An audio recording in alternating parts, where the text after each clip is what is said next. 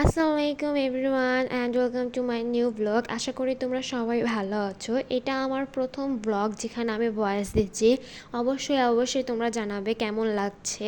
আজকে সকালটা শুরু হলো আমার টুটু ও টিভি কিচিমিচির আওয়াজ ও তাদের ঝগড়া দিয়ে। আমি বুঝি না ওরা সবসময় আমাকে কেন ভয় পায়। আমার মনে হয় ওরা আমাকে বাঘ ভাল্লুক মনে করে।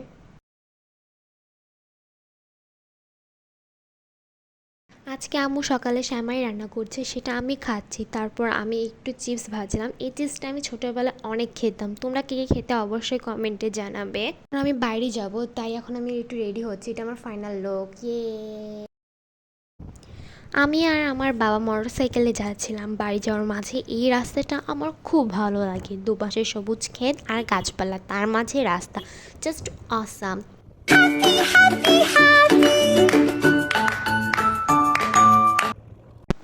প্রতি বছর এই জাম্বুরা গাছে অনেক জাম্বুরাও ধরে এবং এগুলো খেতে খুবই মজা। আমাদের চাল কুমড়ো গাছে কখনোই চাল কুমড়ো ধরে না, কিন্তু এবার একটা চাল কুমড়া ধরেছে। দেখা যাক এটি কেমন হয়। বাসায় এসে আমি জোহরের নামাজ আদায় করলাম আর দেখছি হঠাৎ করে বৃষ্টি শুরু হয়ে গেছে। বৃষ্টি দেখলেই আমার বৃষ্টিতে ভিজতে মন চায়, কিন্তু আমি বৃষ্টিতে ভিজতে পারি না, কারণ আম্মু বকা দেয়। বিকজ ছোটোবেলা থেকে যতবারই বৃষ্টিতে ভিজেছি ততবারই আমার জ্বর এসেছে।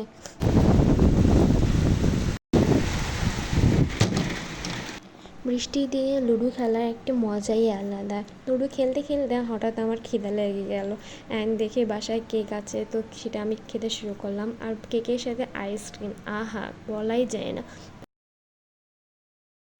দিন শেষে একটু তো পড়তে বসতেই হবে, না পড়লে কি আর হয়।